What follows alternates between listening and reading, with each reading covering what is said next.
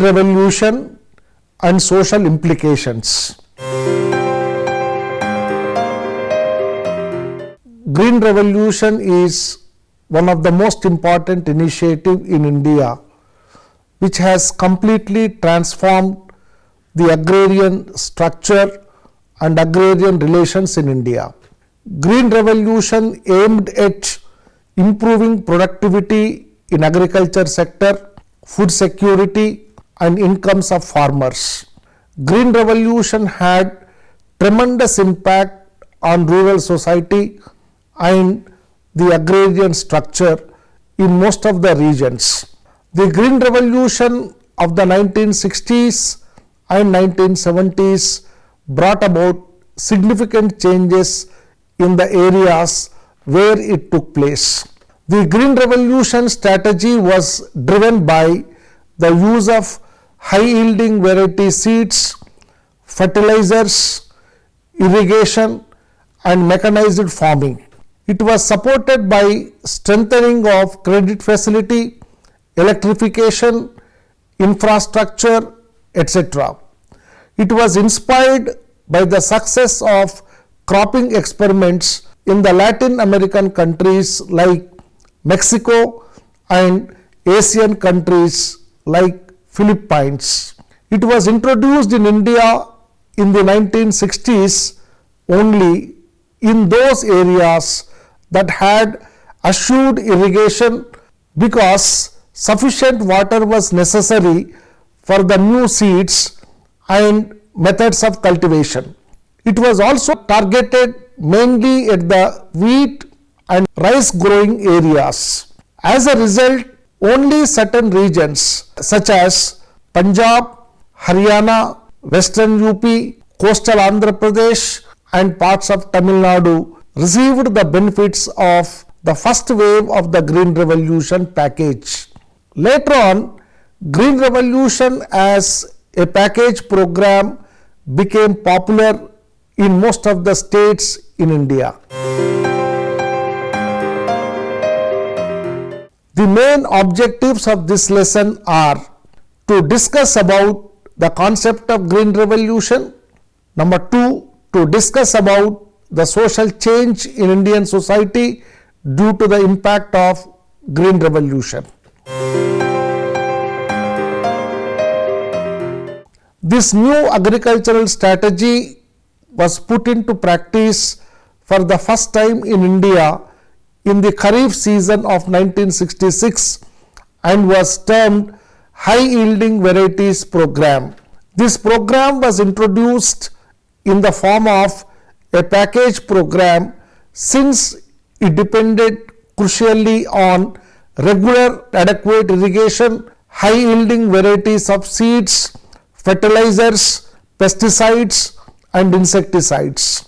Initially it was implemented in a total area of 1.89 million hectares. On the eve of the fourth plan, the coverage was estimated to be 9.2 million hectares. In 1998-99, the total area under high yielding variety program was 78.4 million hectares. This was 62.6% of the total area under food grains. As a result of new agricultural strategy, food grains output increased substantially from 81.0 million tons in the third plan to 202 million tons in the 10th plan. In 2018-19, it stood at 285.21 million tons. It is estimated that the food grains production for the year 2019-20 is around 291.95 million tons. High yielding varieties program was restricted to only 5 crops: wheat, rice, jowar, bajra and maize. Therefore, non-food grains were excluded from the ambit of the new strategy. Wheat seems to have made rapid strides with its production increasing from 11.1 million tons in the 10th plan, 84.4 million tons in the 11th plan. The production of wheat rose to 106.21 million tons in 2018-19 and is estimated to have touched the record level of 110 million tons in 2019-20.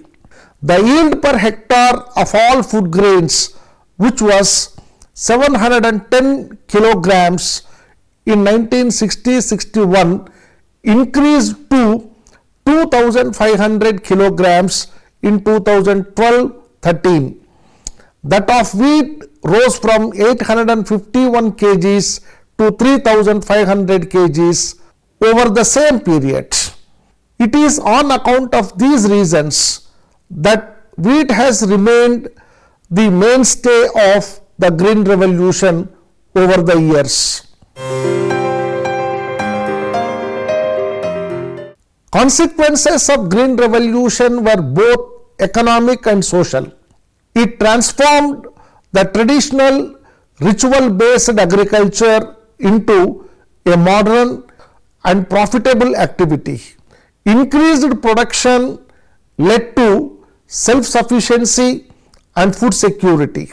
It led to rural affluence in many areas and also led to industrial growth and self-reliance in terms of agricultural equipment, manufacturing.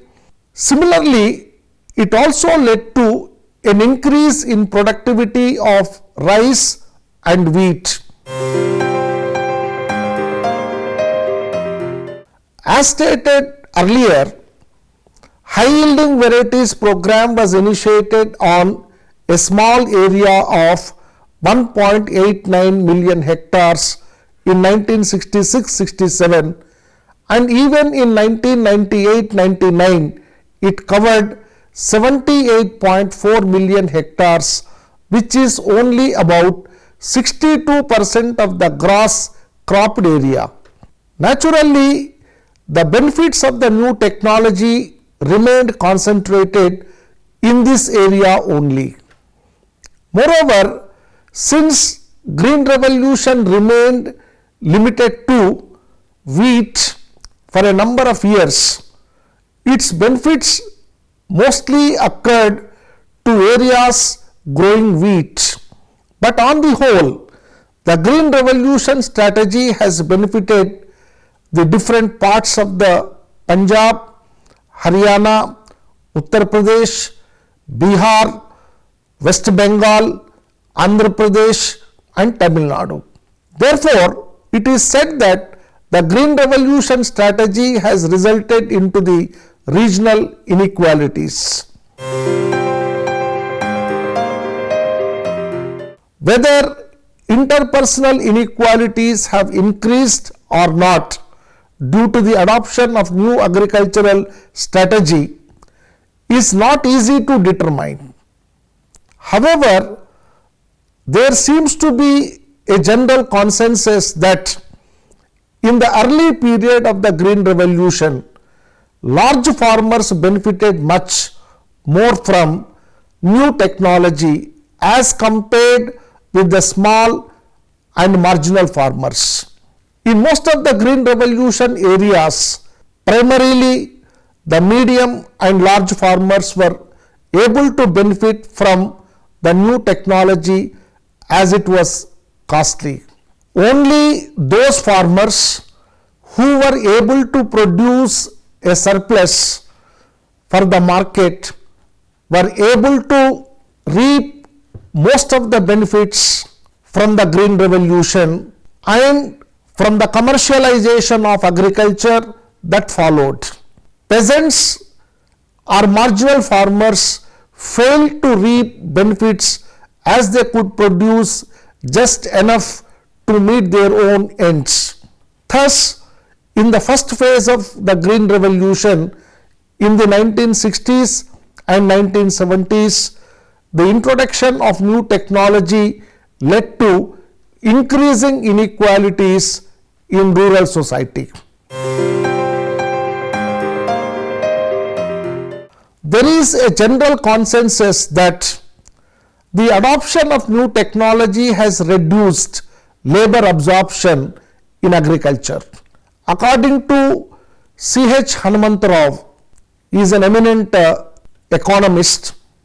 The uneven regional growth was mainly responsible for the low absorption of labor within agriculture. In a large number of states, especially in those regions where there was abundant availability of labor, the growth of output was too slow to generate employment opportunities. In high growth regions, labor was not plentiful and wage rates were high. The sudden rise in the demand for labor in these areas induced mechanization and labor saving practices in general. This happened despite the use of migrant labor from the less developed regions for certain operations. In many cases, it led to the displacement of tenant cultivators.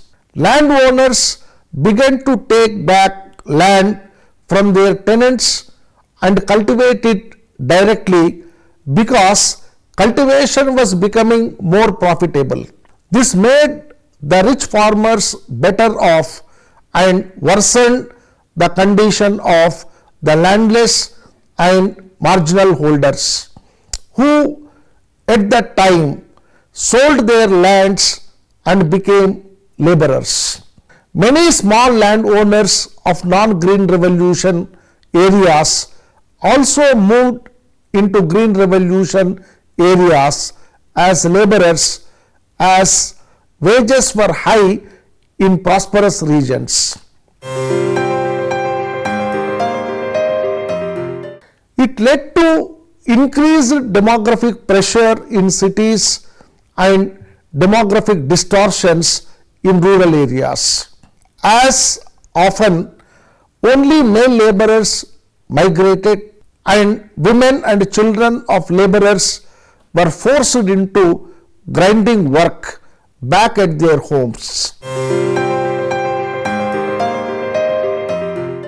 In addition, the introduction of machinery such as tillers, tractors, threshers and harvesters in areas such as Punjab and parts of Madhya Pradesh led to the displacement of the service caste groups who used to carry out these agriculture related activities. Thus, organic linkages of Jajmani system broke down. It also contributed to agrarian unrest. Many agrarian dominant castes also emerged. It led to development of notions of class interests as the agriculture produce came to the market in a big way. Agriculture no longer remained a reciprocatory activity of the village economy. Peasants and farmers associations were formed and they demanded free electricity, water, minimum support price, etc. by acting as class interest groups. It is linked that increasing participation of affluent farmers class to the success of Green Revolution. Today, farmers group of North India are acting as a powerful lobby.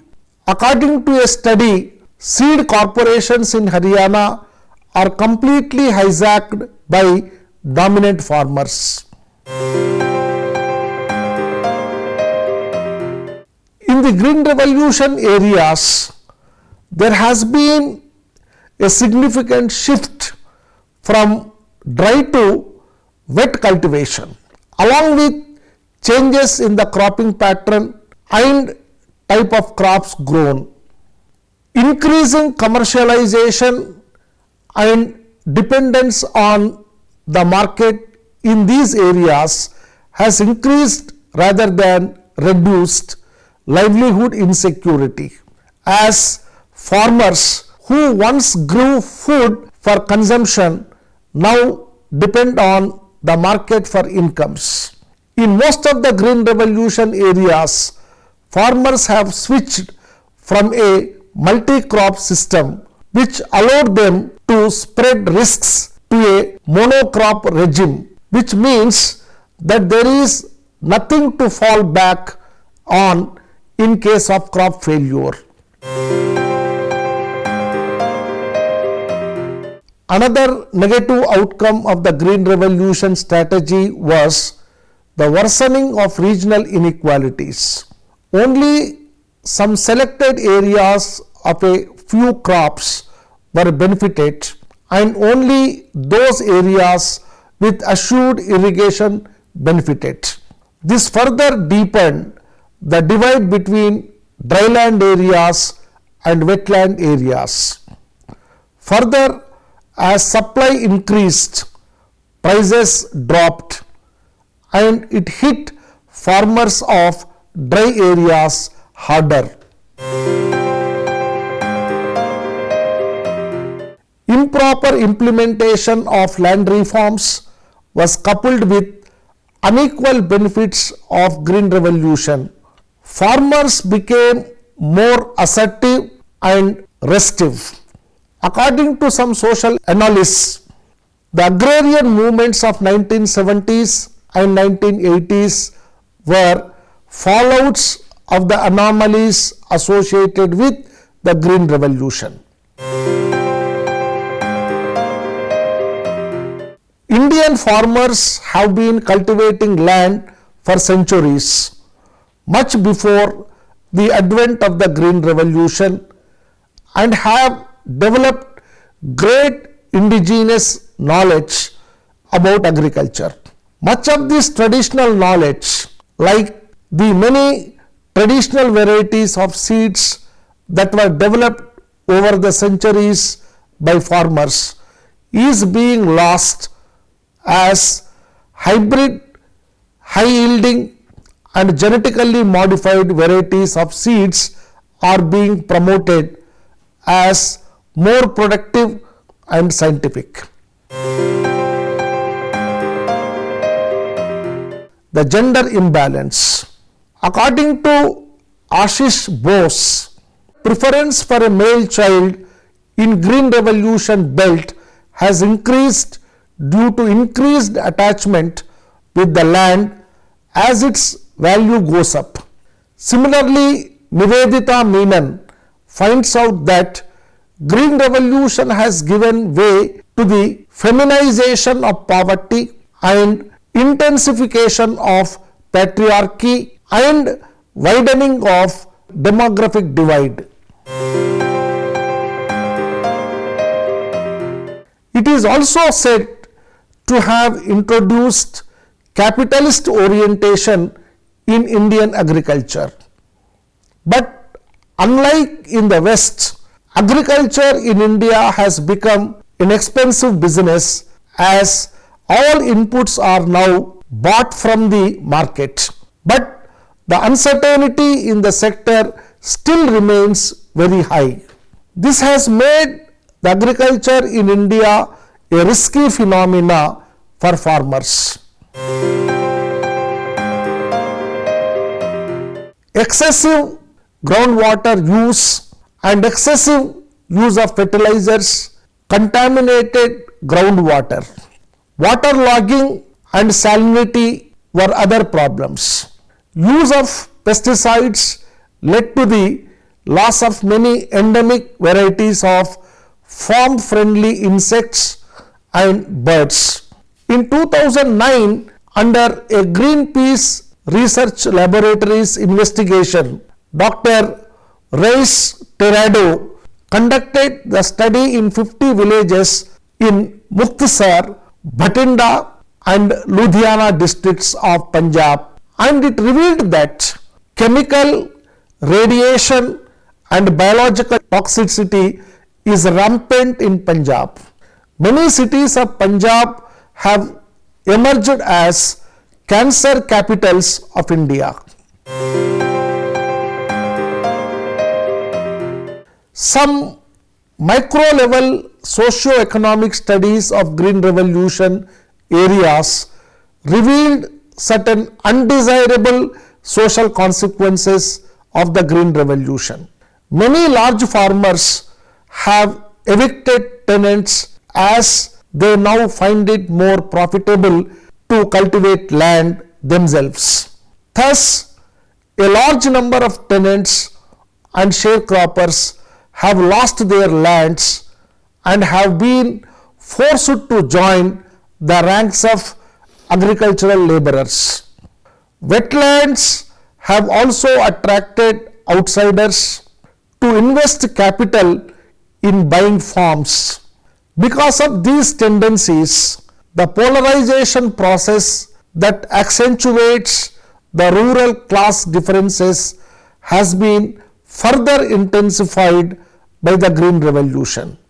The health hazards for the rural agricultural workers are not confined to incapacitation resulting from machine accidents. The agricultural work in Green Revolution areas has been rendered even more injurious by the increasing use of poisonous chemical sprays for plant protection on a large scale. A healthy contribution of Green Revolution is the change in the attitude of farmers in areas where the new agricultural strategy was practiced. Increase in productivity in these areas has enhanced the status of agriculture from a low-level subsistence activity to a money-making activity.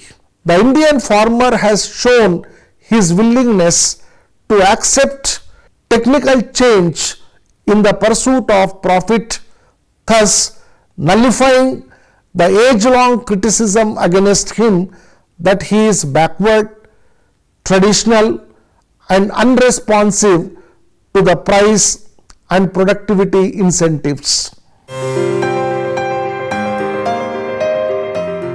The ultimate outcome of the Green Revolution was a process of differentiation in which the rich grew richer and many of the poor stagnated, grew poorer. It should be noted that employment and wages for agricultural workers did increase in many areas because the demand for labor increased. Moreover, rising prices and a shift in the mode of payment of agricultural workers from payment in kind to cash actually worsened the economic condition of most rural workers. Vandana Shiva, in her article Seeds of Suicide in the Asian Age, also reviewed the fact that the first Green Revolution initiated a process of second Green Revolution which was driven by multinational and private interests. It made agriculture a costly and unsustainable affair in developing country like India.